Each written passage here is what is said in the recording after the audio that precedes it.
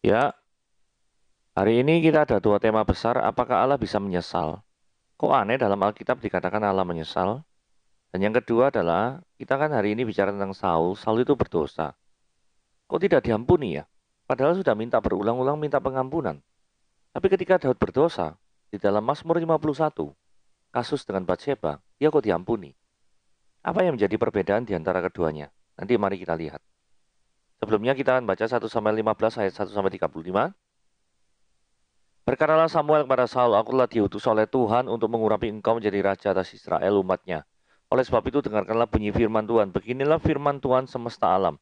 Aku akan membalas apa yang dilakukan orang Amalek kepada orang Israel, karena orang Amalek menghalang-halangi mereka ketika orang Israel pergi dari Mesir.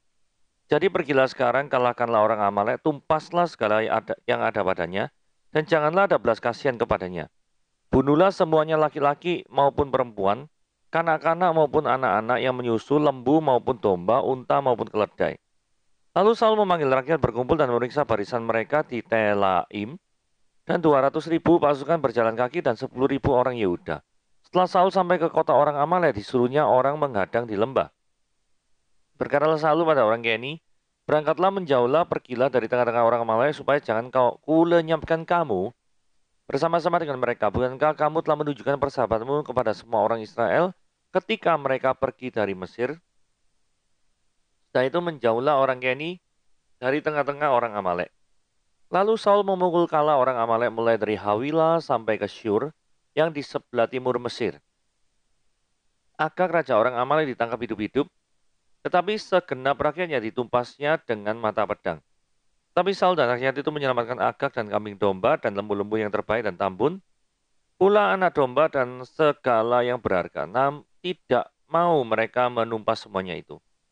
Tetapi segala hewan yang tidak berharga dan yang buruk, itulah yang ditumpas mereka. Lalu datanglah firman Tuhan kepada Samuel demikian. Aku menyesal karena aku telah menjadikan Saul raja, sebab ia telah berbalik daripada aku dan tidak melaksanakan firmanku. Maka sakit hatilah Samuel dan ia berseru-seru pada Tuhan semalam-malaman. Lalu Samuel bangun pagi-pagi dan bertemu dengan Saul, tetapi diberitahukan kepada Samuel demikian. Saul telah ke Karmel tadi dan telah mendirikan baginya suatu tanda peringatan. Kemudian dia balik dan mengambil jurusan ke Gilgal. Ketika Samuel sampai pada Saul, berkatalah Saul kepadanya, diberkatilah kiranya engkau Tuhan, oleh Tuhan, aku telah melaksanakan firman Tuhan. Tapi kata Samuel, kalau begitu apakah bunyi kambing domba yang sampai ke telingaku dan bunyi lembu-lembu yang kudengar itu? Jawab Saul, semuanya itu dibawa daripada orang Amalek, sebab rakyat menyelamatkan kambing domba dan lembu-lembu yang terbaik dengan maksud untuk mempersembahkan korban kepada Tuhan Allahmu. Tetapi selebihnya telah kami tumpas. Lalu berkatalah Samuel kepada Saul, sudahlah, aku akan memberitahukan kepadamu apa yang difirmankan Tuhan kepadaku tadi malam. Kata Saul kepadanya, katakanlah. Setelah itu berkatalah Samuel, bukankah engkau walaupun engkau kecil dalam pemandanganmu sendiri telah menjadi kepala atas suku-suku Israel? Dan bukankah Tuhan telah mengurapi engkau menjadi raja atas Israel? Tuhan telah menyuruh engkau pergi dengan pesan, pergilah. Tumpaslah orang-orang berdosa ini, yakni orang Amalek, berperanglah melawan mereka sampai engkau membinasakan mereka. Mengapa engkau tidak mendengarkan suara Tuhan? Mengapa engkau mengambil jarahan dan melakukan apa yang jahat di mata Tuhan? Lalu kata Saul pada Samuel, aku memang mendengarkan suara Tuhan dan mengikuti jalan yang telah disuruh Tuhan kepadaku, dan aku membawa Agag raja orang Amalek, tetapi orang Amalek sendiri telah kutumpas.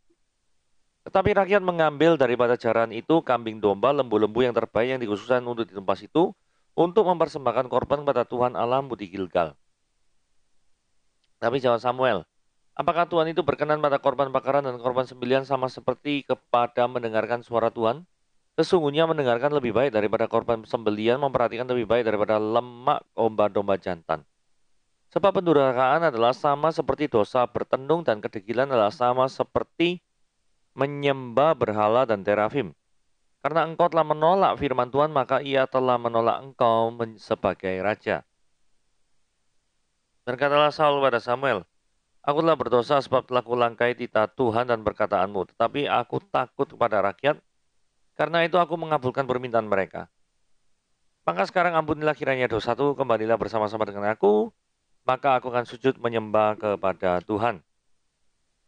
Tetapi jawab Samuel kepada Saul, Aku tidak akan kembali bersama-sama dengan engkau, sebab engkau telah menolak firman Tuhan, sebab itu Tuhan telah menolak engkau sebagai raja atas Israel. Ketika Samuel berpaling dan tidak pergi, maka Saul memegang punca jubah Samuel, tetapi terkoyak. Kemudian berkatalah Samuel kepadanya, Tuhan telah mengoyakkan daripadamu jabatan atas raja Israel pada hari ini, dan telah memberikannya kepada orang lain yang lebih baik daripadamu. Laki sang mulia dari Israel tidak berdusta dan ia tidak tahu menyesal, sebab ia bukan manusia yang harus menyesal. Tetapi kata Saul, ya aku telah berdosa, tetapi tunjukkanlah juga hormatmu padaku sekarang di depan para tua-tua bangsaku dan di depan orang Israel. Kembalilah bersama-sama dengan aku, maka aku akan sujud menyembah kepada Tuhan Allahmu. Setelah itu kembalilah Samuel mengikuti Saul dan Saul sujud menyembah kepada Tuhan. Lalu berkatalah Samuel, bawa kemari Agag raja Amalek itu. Dengan gembira Agag pergi kepadanya, sebab pikirnya sesungguhnya kepahitan maut telah lewat. Tetapi kata Samuel, seperti pedangmu membuat perempuan-perempuan kehilangan anak, demikianlah ibumu akan kehilangan anak di antara perempuan-perempuan. Setelah itu Samuel mencincang Agag di hadapan Tuhan di Gilgal. Kemudian Samuel pergi ke Rama, tetapi Saul pergi ke rumahnya di Gibeah Saul. Sampai hari matinya Samuel tidak melihat Saul lagi. Tetapi Samuel berduka cita karena Saul. Dan Tuhan menyesal karena dia menjadikan Saul menjadi raja atas orang Israel. Nah ini ayat 1 ya. Ayat 1 slide pertama ini saya berikan judul ingat akan anugerah. Gitu ya. Kenapa? Karena Saul itu adalah orang yang diurapi oleh Tuhan melalui Samuel. Itu jadi raja atas orang Israel. Jadi perintah Tuhan kepada Saul didahului dengan kata-kata yang mengingatkan bahwa Saul menjadi raja karena Tuhan mengangkatnya jadi raja. Ini jadi alasan mengapa Saul sekalipun ia adalah seorang raja tetap harus menaati perintah Tuhan. Jadi jangan hanya karena Anda tuh memiliki kedudukan yang tinggi atau memiliki usaha yang sangat besar sehingga itu membuat Anda tuh menjadi sombong dan congkak terus kemudian melawan daripada Tuhan. Karena apa? Karena segala keberhasilanmu itu yang mengizinkan Anda memperolehnya adalah dari Tuhan sendiri. Oke? Anda harus sadar akan hal tersebut. Jadi, tidak ada satupun bagi kita yang memiliki alasan untuk sombong. Nah, ini yang jadi pertanyaannya. Apa sih sebabnya Tuhan kok menyuruh Saul memusnahkan bangsa Amalek? Nah, kita tidak kenal ya bangsa Amalek itu sopo gitu ya. Nah, Tuhan menyuruh memusnahkan Amalek karena Amalek pernah melakukan kejahatan pada Israel. Nah, ini dapat kita lihat di dalam dua ayat di Keluaran 17 ayat 8 dan Ulangan 25 ayat 18 sampai 19. Mari kita lihat Keluaran 17 ayat 8 dikatakan lalu datanglah orang Amalek dan berperang melawan orang Israel di Rafidim. Keluaran berarti zamannya Musa Yosua itu ya. Terus kemudian dalam Ulangan 25 ayat 17-19, ingatlah apa yang dilakukan orang Amalek kepadamu pada waktu perjalananmu keluar dari Mesir. Jadi pada waktu, ya ini berarti kalau zamannya Musa ya 1500 tahun sebelum Masehi. Pada waktu keluar daripada Mesir ini diganggu sama orang Amalek. Bahwa engkau datangi mereka di jalan dan semua orang lemah pada barisan belakangmu dihantam mereka. Jadi mereka licik ya, menyerang dari belakang. Sebab engkau lelah dan lesu, mereka tidak takut akan Allah. Maka apabila Yahweh Elohimmu sesudah mengaruniakan keamanan kepadamu daripada segala musuhmu di sekeliling, di negeri yang diberikan Tuhan Allahmu padamu untuk dimiliki sebagai milik pusaka, maka haruslah engkau hapuskan ingatan kepada Amalek dari kolong langit. Janganlah lupa. Ya, Amalek ini memang dari zamannya Musa itu seperti ini ya, cari gara-gara terus. Tetapi pada waktu zamannya Daud atau Saul ini berarti kurang lebih 1000 tahun sebelum Masehi. Jadi 500 tahun setelah zamannya Musa dan Yosua. Ini dari ayat yang ke-33 dari perikop yang kita baca. Kita lihat bahwa memang bangsa Amalek ini kurang ajar ya. Ngomong gini ya. Ini kan Samuel ngomong sama Agag. Dia ngomong gini. Seperti pedangmu membuat perempuan-perempuan kehilangan anak. Berarti ada pembantaian yang dilakukan oleh orang Amalek terhadap orang Israel. Oke? Nah, terus dalam 1 Samuel 14 ayat 48, satu pasal sebelum daripada perikop yang kita baca, berarti tetap di zamannya Saul. Itu ada yang bergaris merah itu nih. dan melepaskan Israel dari tangan orang-orang yang meramasi mereka. Jadi orang Amalek ini melakukan penjarahan terhadap orang Israel. Jadi dari dua alasan ini ya, dari sejak 500 tahun yang lalu sebelum Saul dan pada waktu zamannya Saul, mereka tetap tidak pernah berubah, cari gara-gara terus, tidak mau bekerja keras, tetapi mau bekerja keras untuk kejahatan. Ya, itu adalah orang Amalek. Jadi kalau ditumpas ya wajar-wajar saja lah. Tapi sebaliknya, kalau orang Amalek itu melakukan penjarahan terhadap Israel, maka serangan balik ini bukan penjarahan. Kenapa kok bukan penjarahan? Karena ayat 3 dikatakan, bunuhlah semua laki-laki, perempuan, kanak-kanak, ataupun anak-anak yang menyusu lembu, ataupun domba, unta, maupun keledai. Saudara, kalau ini penjarahan, berarti domba, unta, keledai, dan lembu tidak boleh dibunuh. Ya toh? Jadi perang ini bukan untuk penjarahan. Jadi ini memang benar murni yang ditujukan untuk menghukum dari bangsa Amalek. Jadi kemurnian itu penting ya. Tapi nantinya Saul itu menodai maksud kemurnian ini dengan cara mengambil sebagian lembu-lembu yang sangat gendut-gendut mungkin ya. Itu untuk dengan dalil untuk dipersembahkan kepada Tuhan. Ya. Jadi Saul nanti menodai. Nah, ini penyelamatan orang Keni. Kenapa kok orang Keni ini diselamatkan? Karena orang Keni ini di dalam Hakim-Hakim 1 ayat 16 dikatakan begini ya. Keturunan Hobab ipar Musa, orang Keni itu maju bersama-sama dengan Bani Yehuda dari kota pohon korma ke padang gurun Yehuda di tanah Negeb dekat Arad. Lalu mereka menetap di antara penduduk di sana. Jadi artinya orang Keni ini memiliki sejarah pernah membantu daripada suku Yehuda, which is suku Yehuda adalah salah satu suku daripada bangsa Israel. Jadi karena mereka pernah berjasa kepada salah satu suku daripada bangsa Israel, maka mereka diselamatkan dari pembantaian Saul kepada orang Amalek. Nah, Agag. Akhirnya ayat 7 itu Saul benar-benar menang ya. Jadi memukul kalah daripada Amalek. Dan Agag, orang Amalek ditangkap hidup-hidup. Harusnya langsung basmi. Ya. Harusnya. Nah, Agag ini merupakan nama resmi dari Raja Amalek sama seperti nama Firaun bagi Raja Mesir. Artinya apa? Bukan nama diri. Kalau Firaun itu kan ada Tut an Gemun. Misalkan. Kemudian ada Firaun misalnya Ramses. Jadi memang Firaun ini adalah gelar ya. Kalau di Luxor Mesir itu ada Hatshepsut gitu ya. Ada Firaun perempuan itu nama sana ya. Yang terkenal. Jadi intinya kembali lagi di sini adalah Firaun itu adalah nama gelar sama seperti Agag juga adalah nama gelar, bukan nama diri. Itu sekedar tahu saja. Nah, kenapa kok Anda tidak pernah dengar Agag sampai sekarang ya? Karena bangsa Amaleknya sudah ditumpas. Nanti pada zamannya Hizkia habis semua. Kita tidak tahu mengapa Saul tidak membunuh Agag, tetapi menangkapnya hidup-hidup. Tapi apapun alasannya itu, ini bertentangan dengan perintah Tuhan yang menyuruhnya membunuh semuanya. Pertanyaannya, apakah memang benar seluruh Amalek itu ditumpas? Karena kan Tuhan menyuruh seluruhnya. Apakah benar di seluruhnya ditumpas? Jawabannya tidak. Kenapa? Karena di ayat 1 Samuel 27, 1 Samuel 30, dan 2 Samuel 8 ayat 12.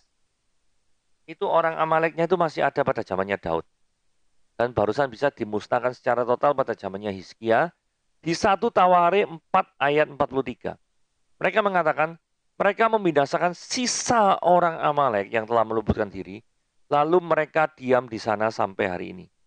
Jadi mereka membinasakan sisa orang Amalek. Habis lenyap. Kelicikan Saul.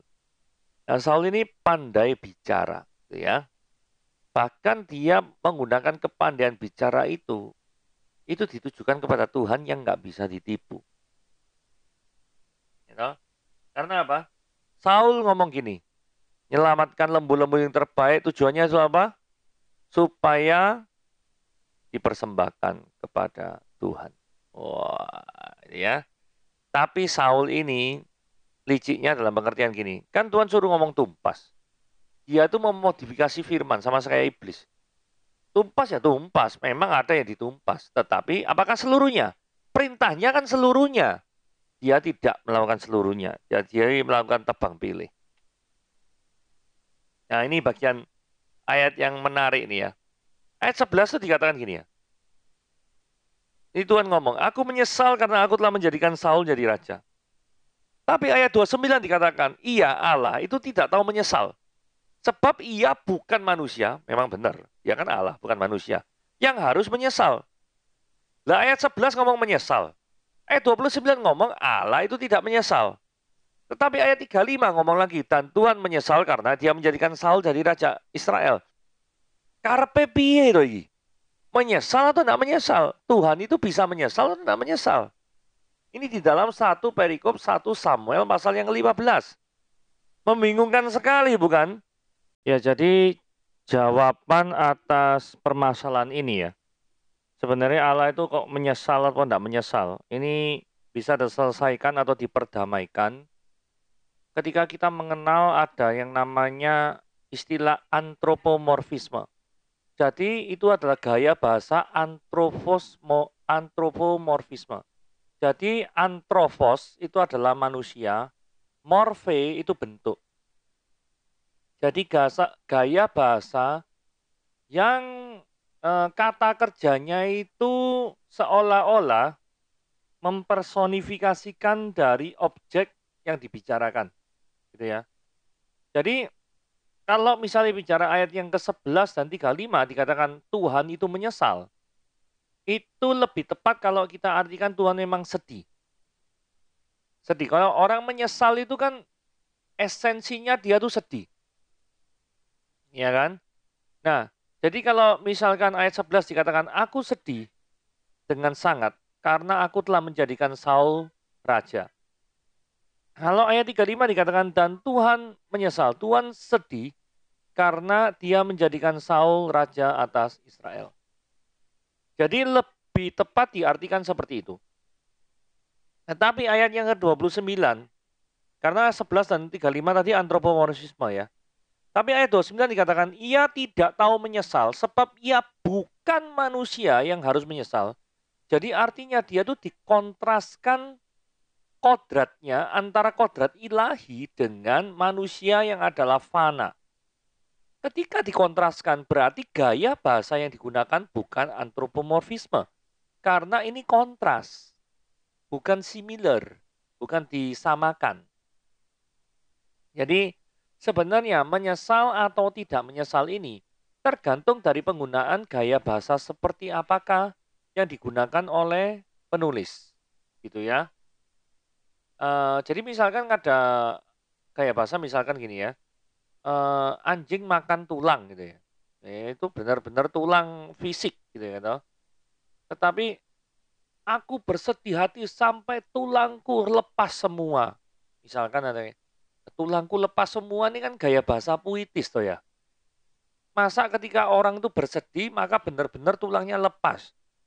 Waduh nanti dokter ortodontik lari semua nih nanti ya. Ya, oke kita lanjutkan ya. Salam Saul. Ketika Samuel sampai pada Saul, maka Saul langsung nyambut gitu ya. Aku telah melaksanakan firman Tuhan. Wah. Jadi Saul ini merasa diri sudah melaksanakan firman Tuhan. Padahal dia itu tidak melaksanakan 100%. Tetapi raja ini istilahnya cepat berbangga diri ya. Padahal dia tidak melaksanakan firman Tuhannya itu untuk kepentingan diri sendiri. Jawaban manis Saul. Lalu kata Samuel, kalau begitu bunyi kambing domba yang sampai ke telingaku ini apa ya? Nah ini jawaban manis Saul. Oh itu kambing domba itu memang sengaja diselamatkan. Dengan maksud untuk sebagai persembahan korban kepada Tuhan. Tapi selebihnya telah kami tumpas seolah-olah perintah tumpas itu memang dilakukan oleh Saul. Padahal perintahnya kan tumpas semua. bukan tumpah sebagian. Nah, model-model kayak Saul ini adalah orang yang memodifikasi daripada firman Tuhan. Nah, kalau di dalam kitab Kejadian pasal yang ketiga, orang yang memodifikasi daripada firman Tuhan, itu orang apa? Orang yang memodifikasi daripada firman Tuhan, itu adalah Kejadian 3 itu apa? Yang memodifikasi firman Tuhan, itu sama strateginya dengan iblis. Ya, bukankah buah di dalam taman ini semuanya boleh kamu makan? Gitu ya. Kemudian di Matius pasal keempat, iblis juga memprovokasi ya. Oh, lapar. Bukankah kamu anak Allah, mampu mengubah batu menjadi roti? Doa ada benar ya? Benar. Mampu enggak? Mampu. Masalahnya, Tuhan tidak mau menuruti perkataan daripada iblis. Jadi begitu ya. Terus Samuel jawab, apakah Tuhan itu berkenan pada korban bakaran dan korban sembelihan? Sama seperti pada mendengarkan suara Tuhan. Jadi bagi Tuhan, menaati kehendaknya itu jauh lebih penting daripada korban bakaran. Terus Samuel bilang, sesungguhnya mendengarkan itu lebih baik daripada korban sembelihan. Memperhatikan lebih baik daripada lemak domba-domba jantan. Jadi esensi daripada semua ritual keagamaan itu sebenarnya adalah apa? Engkau menaati dia apa enggak? Itu yang jauh lebih utama. Jangan orang pernah berpikir, aku mau menaati dia, memang pada waktu itu ada ritual pengorbanan. Terus ya sudah, aku akan melakukan ritual pengorbanan. Tetapi cara untuk mendapatkan daripada hewan korbannya itu tidak sah. Kan tadi sudah dibilangi bahwa ini adalah bukan penjarahan. Tapi yang terjadi adalah mereka mau apa? Mau lembu dan kambing domba gratisan. Nah ini mental gratisan ini sing repot. Jadi mental gratisannya itu lebih tinggi daripada menaati firman Tuhan. Ya, ini yang perlu kita perhatikan baik-baik. Ayat 24 menarik ya. Lalu berkatalah Saul pada Samuel, aku telah berdosa. Aku dosa ya. Sebab telah kau kulangkai titah Tuhan dan perkataanmu. Tetapi aku takut kepada rakyat. Karena itu aku mengabulkan permintaan mereka. Jadi Saul ini lebih takut terhadap rakyat daripada takut terhadap firman Tuhan. Saudara, ini mendapatkan sebagai perenungan kita semua ya. Jadi apakah kita itu benar-benar takut kepada Tuhan? Atau kita itu adalah orang yang seringkali mendengarkan orang lain itu jauh lebih tinggi. Image orang terhadap kita, itu menurut kita itu lebih penting daripada penilaian Tuhan terhadap diri kita. Nah, kalau seperti ini kan yang terjadi adalah susah. Berarti menggunakan firman Tuhan itu untuk kepentingan diri sendiri. Intinya seperti itu yang tidak boleh. Amsal 21 ayat 3 dikatakan, melakukan kebenaran dan keadilan lebih dikenan Tuhan daripada korban. Ini sekali lagi menyindir daripada ritual-ritual agamawi. Saudara, ada berapa banyak daripada kita yang sekedar melakukan ritual agamawi. Pergi ke gereja, mungkin sekarang online, mempersembahkan korban, mempersembahkan persepuluhan mungkin. Tetapi itu hanya sebagai ritual saja. Melakukan perjamuan kudus sebagai ritual. Bukan benar-benar mendalami mengapa saya harus melakukan perjamuan kudus. Mengapa saya harus mengalami baptisan. Mengapa saya harus melakukan kebenaran. Ini lebih daripada segalanya. Mengapa kenyamanan itu lebih tidak diutamakan daripada kebenaran. Karena seringkali antara kenyamanan dan kebenaran itu bertolak seberang. Kan gitu ya. Oke, lanjut. Nah, kalau kita mau perbandingkan ya, ketika Saul memohon-mohon, pengampunan maksudnya, itu ditolak. Tapi Daud kok diterima ya? Coba kita baca ayat 30 ya. Tetapi kata Saul, aku telah berdosa, tetapi tunjukkanlah juga hormatku padaku sekarang di depan para tua-tua bangsaku dan di depan orang Israel. Saudara, sebenarnya ini jawabannya. Karena apa? Kok Saul ditolak pengampunannya? Karena ayat 26 berkata, aku tidak akan kembali bersama-sama dengan engkau, sebab engkau telah menolak firman Tuhan. Karena Saul ini pengakuan dosanya, motivasinya adalah supaya apa? Supaya dirinya itu tetap terhormat di depan para tua-tua bangsanya. Tujuannya seperti itu. Tetapi kalau Daud ketika memohon pengampunan kepada Tuhan, Daud itu benar-benar bersedia, merasa jijik terhadap dosanya. Saudara, kita baca Mazmur 51, bersihkanlah aku seluruhnya dari kesalahanku dan tahirkanlah aku dari dosaku. Sebab aku sendiri sadar akan pelanggaranku dan aku senantiasa bergumul dengan dosaku. Saudara, perhatikan ini kata-katanya.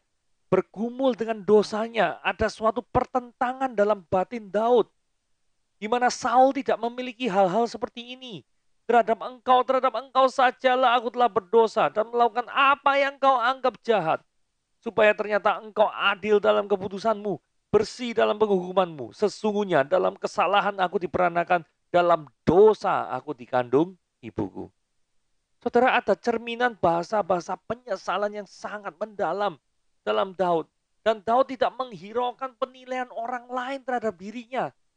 Tidak seperti itu. Tidak seperti Saul. Albert Barnes berkata, mengapa pengakuan yang berulang-ulang ini dari Saul maksudnya ya, tidak berhasil mendapatkan pengampunan sementara pengakuan Daud berhasil mendapatkannya? Karena Saul hanya berbalik karena hukuman dosanya, karena takut terhadap hukuman. Tapi Daud itu berbalik kepada Tuhan. Dalam hal apa? Karena Daud merasa jijik ketika mau melakukan dosa itu lagi. Itu yang membedakan. Oke? Nah, sekarang gini. Tadi kan Samuel mau meninggalkan Saul. Terus kemudian ayat 31 aneh. Kembalilah Samuel mengikuti Saul. Loh, katanya tadi meninggalkan. Ini sekarang ngikuti. Kan buat orang bingung ya. Nah, inilah tujuan Samuel ikut Saul itu apa? Untuk mencincang Agag. Ya, saudara tidak salah dengar. Untuk mencincang daripada Agag. Saudara tidak percaya? Lihat ini ya. Lalu kata Samuel, seperti pedangmu membuat perempuan-perempuan kehilangan anak. Demikianlah ibumu akan kehilangan anak di antara perempuan-perempuan. Sudah itu apa? Samuel mencincang Agag di hadapan Tuhan. Di Gilgal. Jadi ini pembalasan Tuhan atas dosa bangsa-bangsa Amalek yang senantiasa mengganggu daripada bangsa Israel. Jadi berhati-hatilah terhadap orang-orang yang mengganggu kita, orang-orang yang percaya pada Yesus sebagai Tuhan dan Juru Selamat. Kalau Anda tidak stop, mungkin Anda bisa seperti Agag. Begitu ya. Apakah Samuel mendampingi Saul selamanya? Ternyata tidak. Kemudian Samuel pergi ke Rama setelah mencincang maksudnya. Tetapi Saul pergi ke rumahnya di Gibea Saul. Artinya apa? Artinya tujuan Samuel mengikuti Saul itu supaya untuk ditunjukkan tempat di mana ya Agag berada yang seharusnya ditumpas oleh Saul, tetapi tidak ditumpas oleh Saul for some reason. Sampai hari matinya Samuel tidak melihat Saul lagi, tetapi Samuel berduka cita karena Saul dan Tuhan menyesal karena dia menjadikan Saul raja atas Israel. Nah, sekali lagi menyesal di sini harus diartikan sebagai apa? Sebagai orang yang bersedih. Ya, karena ini menggunakan bahasa antropomorfisme. Oke, renungan Tuhan pada hari ini sampai di sini. Tuhan Yesus memberkati.